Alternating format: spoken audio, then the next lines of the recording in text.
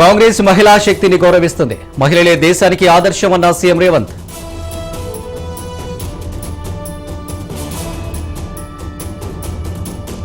ఈ నెలాఖరులో మంత్రివర్గ విస్తరణ, ఆశావాహులు ఎక్కువగా ఉన్నారన్న టీపీసీసీ చీఫ్.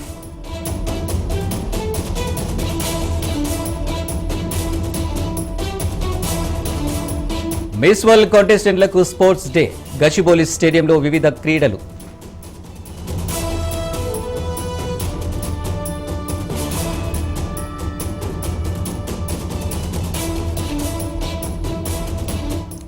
హైదరాబాద్లో పలువురు ఇళ్లలో డీఆర్ఐ తనిఖీలు, లగ్జరీ కార్ల కొనుగోలుపై ఆరా తీసిన అధికారులు.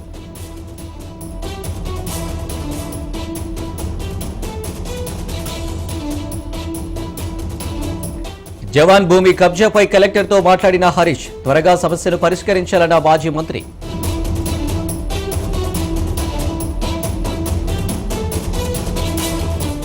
ఏపీ ప్రభుత్వం సంచలన నిర్ణయం, విద్యుత్ శాఖలో 6 నెలల పాటు సమ్మెలు నిషేధం.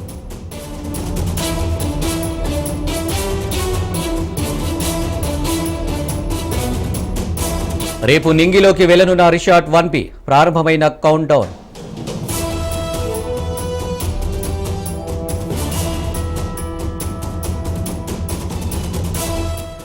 మూడో రోజు కొనసాగుతున్న పుష్కరాలు, సరస్వతి పుష్కర ఘాట్కు పోటెత్తిన భక్తులు.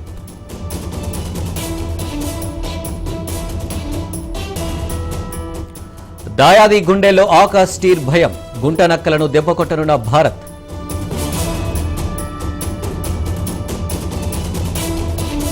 ఇకపై వర్షంలో ఫుడ్ డెలివరీ చేస్తే అదనపు ఛార్జీలు, చందాదారులకు జొమాటో స్విగ్గీ షాక్.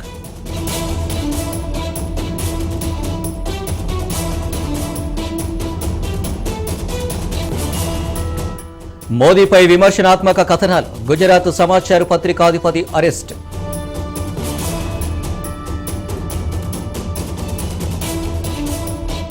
జస్టిస్ బేలాకు దక్కని వీడ్కోలు, సీజే గవాయ్ అసంతృప్తి.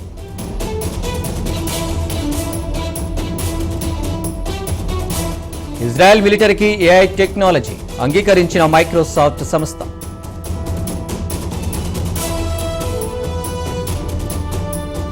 తుర్కియేతో తెగదెంపులకు సిద్ధం, తుర్కిష్ ఎయిర్లైన్స్తో లీజ్ వద్దన్న ఎయిర్ ఇండియా.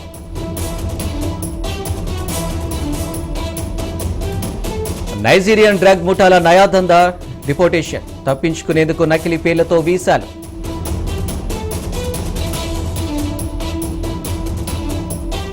పాక్పై దౌత్య యుద్ధాన్ని కొనసాగిస్తున్న భారత్, విదేశాలకు అఖిలపక్ష ఎంపీల బృందాలు.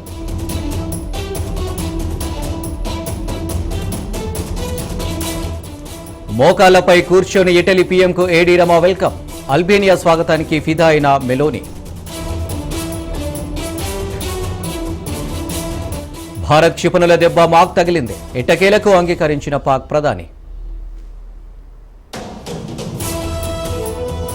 ముంబై ఎయిర్పోర్ట్లో ఉగ్రవాదులు అరెస్ట్, 2 టెర్రరిస్టులను అదుపులోకి తీసుకున్న ఎన్ఐఏ.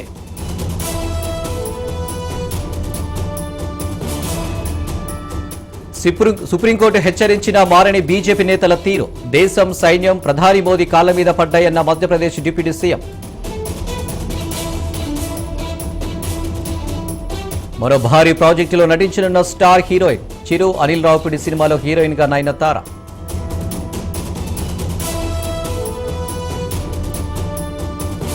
చెస్ ప్రపంచ కప్లో రిత్విక్, భారత్ నుంచి 7 ఎంపిక.